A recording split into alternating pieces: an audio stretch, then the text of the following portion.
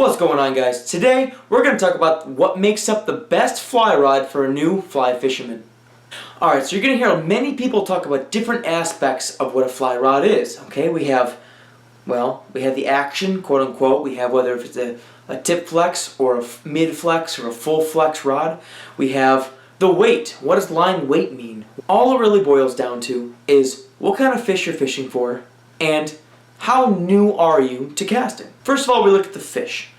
Are you fly fishing for trout, for panfish, for bass, for steelhead, for salmon, or for saltwater biggins like tuna? If you're fly fishing for trout, which most are, generally we like to go with anywhere between a 4 and a 6 weight, 5 weight being the most generally accepted. If we're fly fishing for bass, generally we like to fish anything from a 7 weight to a 9 weight, 8 weight being the most common. And anything above that, we generally go with a 12 weight or higher for large saltwater fish. Whenever we talk about line weight, we generally don't think about the actual size of the fish. Yes, that's huge when it comes to fighting the fish. However, the more important aspect is what kind of flies are we trying to turn over when we cast.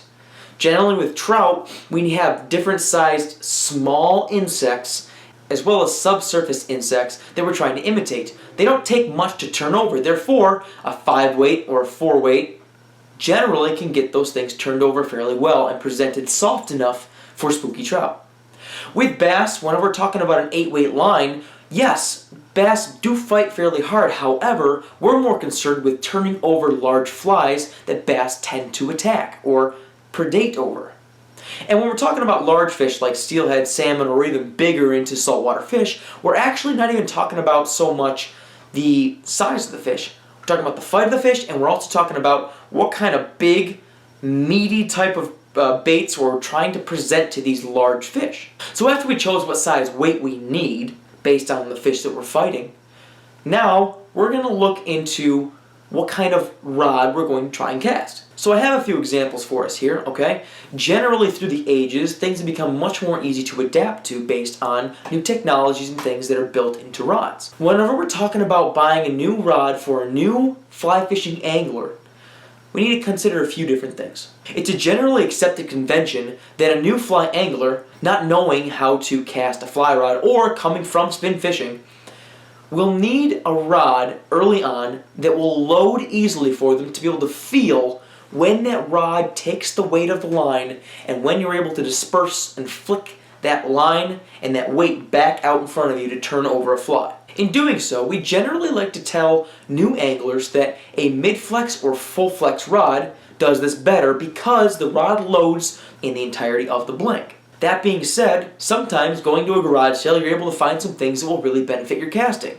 The harder it is to cast a rod early on, yes, it may be frustrating, but the easier you are to transition to a nice new crisp rod later on. What I have here is a fiberglass, it's an old fiberglass rod that is fairly heavy. And you know what? Most new anglers would consider this almost like a noodle. However, having this rod that loads easily and flexes all the way through the rod, I don't know if you can see that or not, will allow a new angler to really feel when that line takes into the rod, and whenever you feel it just anchor enough to be able to send that rod and that line back through its body again. Fiberglass rods are not terrible for new anglers. In fact, it teaches you a lot about your casting and about your flaws as well. Right after that, this is what I consider a good secondary option. It's a really old graphite rod that has a full flex body to it. Alright, this rod itself, this is an old Masters Gray Series, I believe. This cost me $5 or $6 on eBay, okay? And does it cast very well? It's fairly noodle-ish, if you will. It's very soft. Not a very crisp response whenever you're trying to flick that line back out at the end. However, it really teaches me about some of the flaws in my casting. And therefore, it's a great learning tool for new anglers. If you have the budget, getting into a new graphite rod is actually a very good way to go, as long as you remember that we're looking to feel that flex in the line.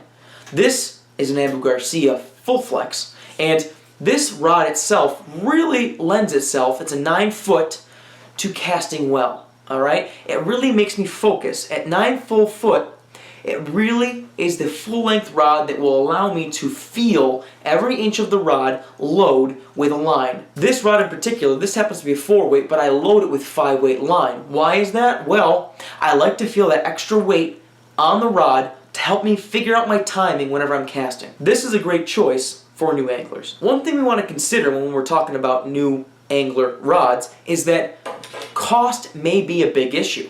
This rod itself is a full flex low cost rod that I use to help teach many young or novice anglers to cast because it flexes throughout the entirety of its body, full flex, and it allows enough new age technology to really get a good feel for when they buy their own rods. Being a traditionalist angler myself, I really want to demonstrate that if you have the budget or if you have an old bamboo rod laying around the house, it is one of the best tools to having an angler feel the rod in its full flexing force for the first time. Casting a bamboo rod is a gem and a treat to be had if you're able to.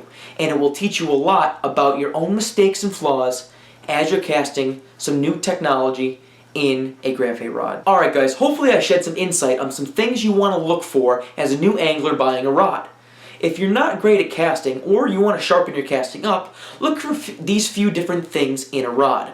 You want to feel the flex of the rod. Fly rods are built to flex, and they're built to bend to allow the rod to load. It's much different than spin casting, and therefore you have to treat the rod as such. It is a tool. In addition, you want to look for a length of 9 foot or so to really get the best flex out of that rod. And lastly, if you're a new angler or you want to add to your repertoire of rods, go economic. There's no harm in buying a cost-friendly rod and that lends itself to the different things you're looking for in a rod. Alright guys, hopefully that was informative. Hopefully you liked the video. If you did like this video, subscribe to the channel, and until next time guys, tight lines.